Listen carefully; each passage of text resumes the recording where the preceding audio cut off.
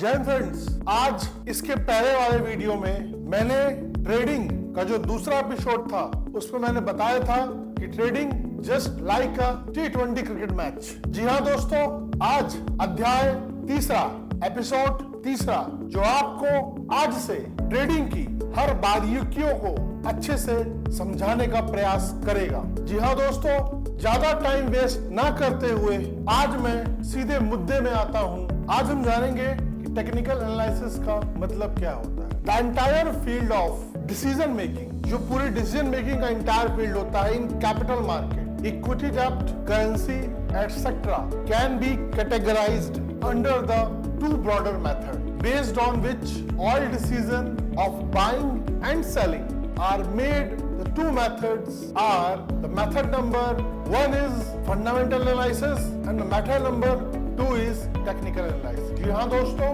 पूरी technical analysis, चाहे वो डेब्ट हो, चाहे वो इक्विटी हो, चाहे वो आपका प्रेफरेंशियल शेयर हो, सो मेनी जो इंस्ट्रूमेंट्स हैं, अगर हमें किसी भी मार्केट में बाय और सेल करना है तो हम डिसीजन किसके बिहाफ पे लेंगे। वो जो दो मेथड हैं, फर्स्ट इज फंडामेंटल एनालाइज और सेकंड इज टेक्निकल एनालाइज। जी हाँ, बात करते हैं fundamental analyse. Fundamental analysis mainly refers to investment and decision making process where analyze first and understand the industry and business fundamental of an investment. Fundamental analysis से आप समझ गए होंगे कि जब हम कोई भी इन्वेस्टमेंट करते हैं तो हम उस बिजनेस का इंडस्ट्री सेक्टर्स देखते हैं, वो काम क्या करती है, उसका कैश फ्लो क्या है, उसकी बैलेंस शीट क्या है, उसकी हिस्ट्री क्या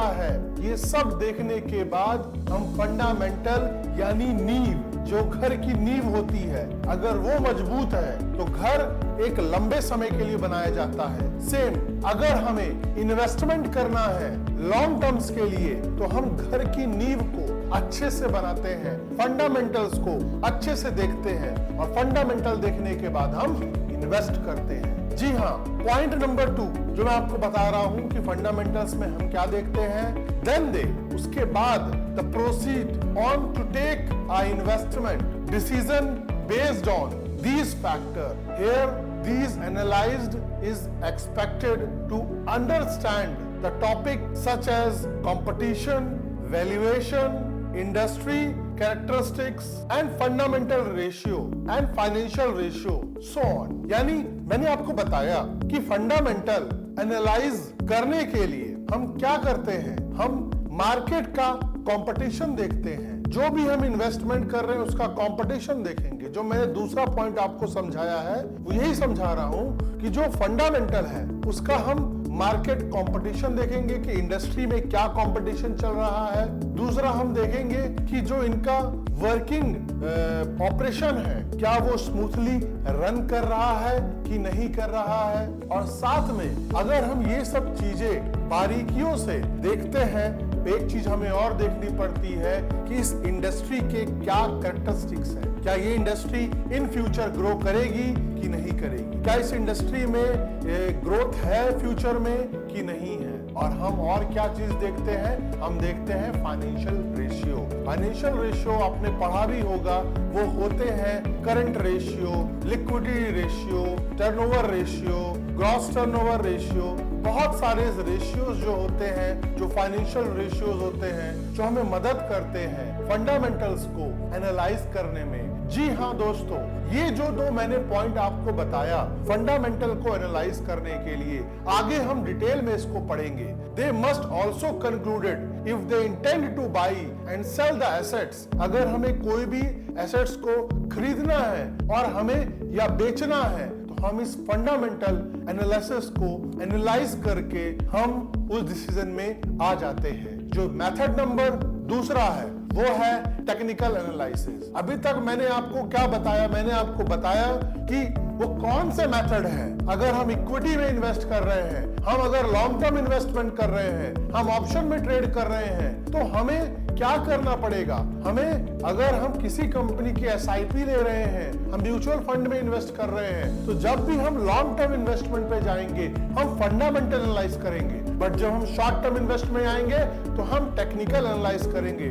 और जो तो मैं दूसरा मेथड मैं आपको बता रहा हूं, और ये जो सीरीज है पूरी वीडियो की, वो पूरी बेस्ड ऑन है टेक्निकल एनालिसिस। जी हाँ दोस्तों, टेक्निकल एनालिसिस का मतलब होता है is different from technical analysis is different from fundamental analysis. Technical analysis पूर्ण रूप से अलग है फंडामेंटल एनालिसिस से। The analyst focused on price, जो एनालाइज्ड होते हैं वो प्राइस में, वॉल्यूम में and movement of assets price in the past में इन एसेट्स की प्राइस में, इन एसेट्स के मूवमेंट पे हम काफी करीबी से देखते हैं कि इनमें क्या चेंजेस हो रहे हैं in past range. After that then conduct statical analysis. इसके बाद हम एक स्टैटिकल एनालाइज करते हैं। उसमें हम क्या देखते हैं, taking them into graphical representation into the account of analysing technical. अगर हमें टेक्निकल एनालाइज करना है तो हमें ग्राफ को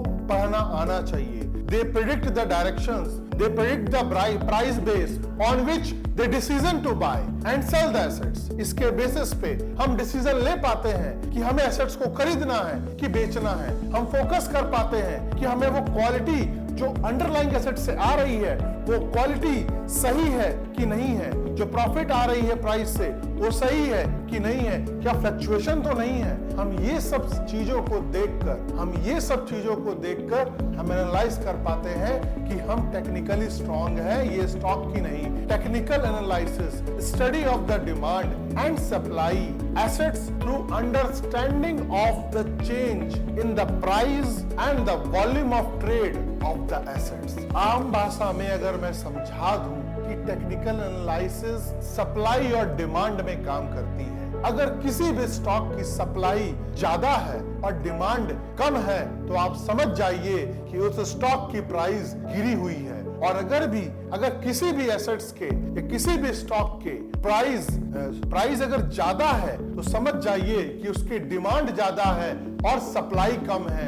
इन चीजों को लेकर हम डिसाइड कर लेते हैं कि ये जो प्राइस फैक्टर है और उसका movement factor is very important. अगर हम आम भाषा में जाने, in other words, we will continue the trading volume with the price movement. हम ट्रेडिंग वॉल्यूम को प्राइस मूवमेंट के साथ एनालाइज करते हैं for the purpose.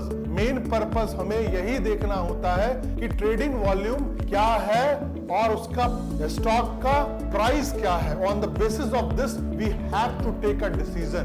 We will conduct, इसके बाद हम क्या करते हैं, we will conduct a statical analyse of the same which will provide us with the foundation for making the buy or sell decision about the assets। हम इस base पे decision लेते हैं कि हमें ये चीज खरीदना है, ये एसेट्स की बेचना है। किस बेस पे, वो मैंने आपको बता दिया कि हम प्राइस मूवमेंट को देखकर, उसके डिमांड और सप्लाई को देखकर, साथ में जो हमें अगर आइडेंटिफाई करना है, हमें किसी चीज को आइडेंटिफाई करना है। क्या आइडेंटिफाई करना है? To identify the share. अगर हमें शेयर को आइडेंटिफाई करना है, उसके प्राइस को आइडेंटिफाई करना है, तो वी नीड टू अंडरस्टैंड, हमें जरूरी है क्या जानना, प्राइस और उसके वॉल्यूम की हिस्ट्री। किसी भी एसेट्स की प्राइस और उसकी हिस्ट्री आप जान जाएंगे तो आप आसानी से उसके स्टॉक की वैल्यू को आप समझ पाएंगे। अब मैं उम्मीद करता हूं कि ये जो मैंने आपको टेक्निकल एनालिसिस के बारे में बताया काफी अच्छा लगा होगा। ये जो मैंने फंडामेंटल्स और टेक्निकल एनालिसिस आपको बताया है, ये आपको ऐसी नॉलेज कोई नहीं दे सकता है आसान भाषा में। मैं उम्मीद करता हूं कि आपको ये वीडियो काफी पसंद आया होगा और आने वाले अगले वीडियो में अगले एपिसोड में मैं आपको बताऊंगा कि ट्रेडिंग और टेक्निकल एनालिसिस के और कौन-कौन से फीचर्स होते हैं और क्या करते हैं, वो डिटेल में आपको बताऊंगा। जय हिंद।